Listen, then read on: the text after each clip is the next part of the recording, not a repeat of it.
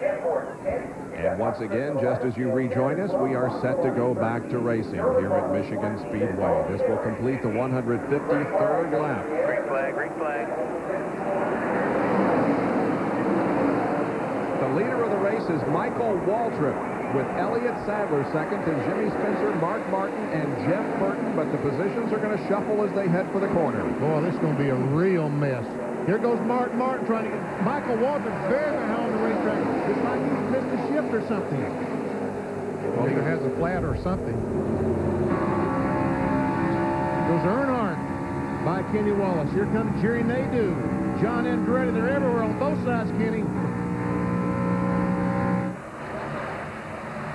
And Mark Martin is going to come out of this with the lead. Those three cars ahead of him are not on the lead lap or getting back on the lead lap. Bobby Labonte is stuck way back in the field, and so is Tony Stewart. Bobby Labonte is back in 12th, Stewart 13th. Dale Jarrett is also in traffic as he runs back in the 10th position. Where those leaders want to be, those who have been leading all day want to be, but that's where they are, caught up in some heavy, heavy stuff.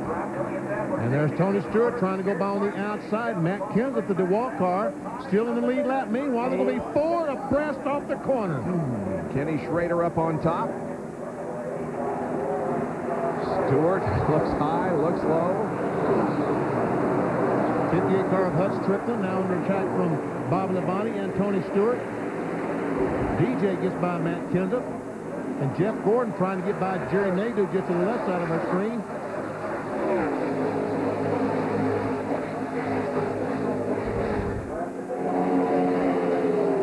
And here comes Earnhardt on the inside of Jimmy Spencer. That's for the third position. And make that second as he battles alongside Elliott Sadler. So put Earnhardt in second. Now he sets his sights on the leader, Mark Martin, just ahead. Bill Weber has more on Martin. Well, an outstanding run for Mark. They took just two right side tires on that last pit stop. Jimmy Fennick said the left side tires have been good all day. In fact, he said they've had a good car, just lousy luck. He fell all the way back to 32nd after being penalized for a questionable call for going too fast down pit road. Now he's where a lot of people thought he would be late in this race, at the front.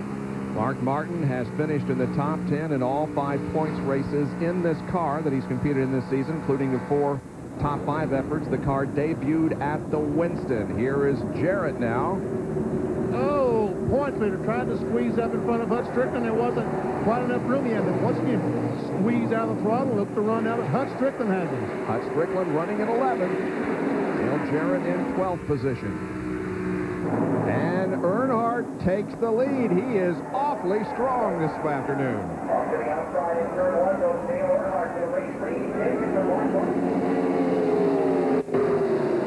Now to John Kernan.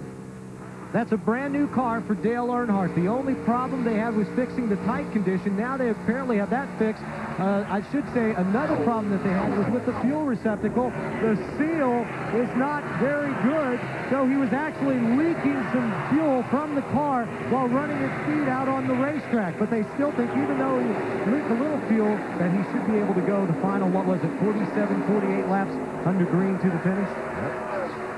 So they think... Sorry, John, Bobby Labonte's been able to get by Tony Stewart. Yes, John, I have seen some of that fuel leaking out of the 3 car.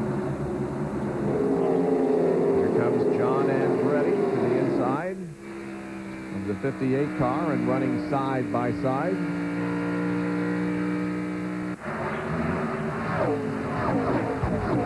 and 20 cars were running side by side a few moments ago. Look at Tony Stewart from Bobby Labonte's onboard camera. And boom. He says, come on, Bobby, I'll give you a hand.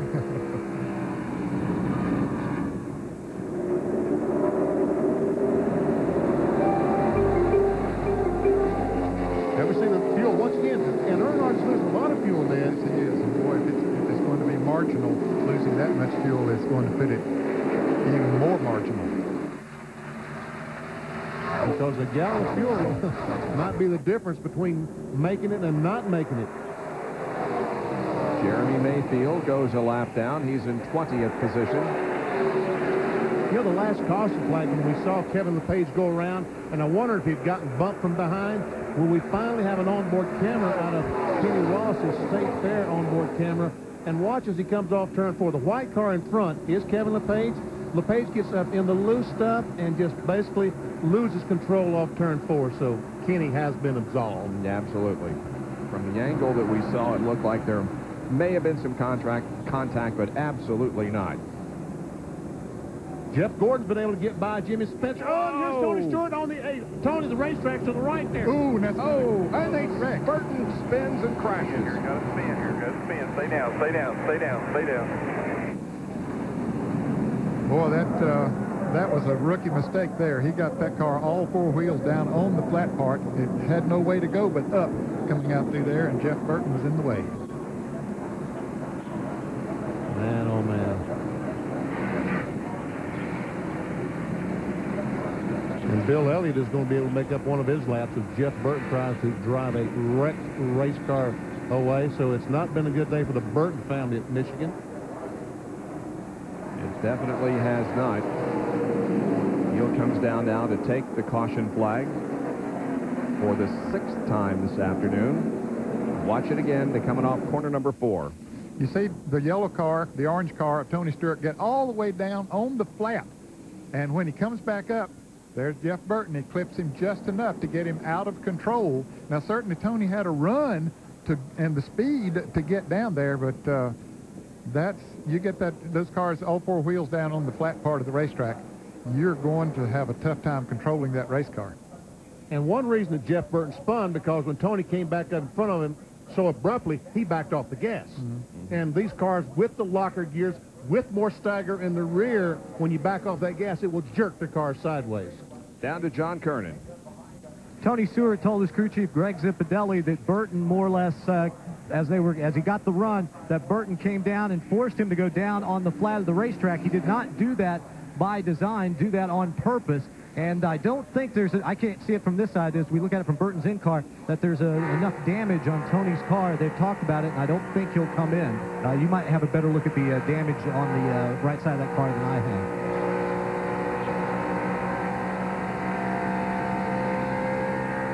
Burton, I think Jeff Burton was trying to get away from the 23 car, and he was trying to get away from the 23 so that the cars being side by side would not slow him down. He was trying to put some air between himself and the 23 car, and I don't think he had any idea that Tony Stewart was on the bottom of the racetrack.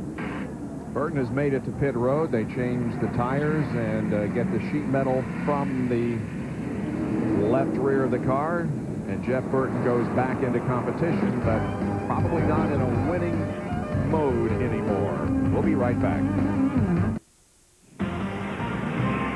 We're live at Michigan Speedway for the Pepsi 400, and coming up on Friday, we'll have Bud Pool qualifying from Bristol at 5 o'clock on the Deuce. RPM tonight at 6:30, and the Food City 250 at 7 o'clock on Friday night on the Deuce. Now on Saturday at 2:30, catch the NASCAR Craftsman Truck Series in action at Topeka, Kansas in the O'Reilly Auto Parts 275. Catch a quick bite to eat and then join us for more NASCAR coverage at 7 o'clock Saturday night. NASCAR today at 7 o'clock. Goodies Headache Powder 500 Winston Cup race at 7:30 and RPM tonight at midnight. For more, log on to ESPN.com. Part of the Go Network, Go.com. Bill Weber. Well, Jeff Burton has made his second visit to pit road. The first time they changed the 4 flat tires and sent him back out.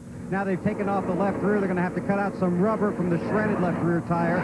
He doesn't have brakes, and remember, this is the guy that is 4th in points. The caution is still waving here at Michigan. We'll sneak in another quick break. 164 laps are in.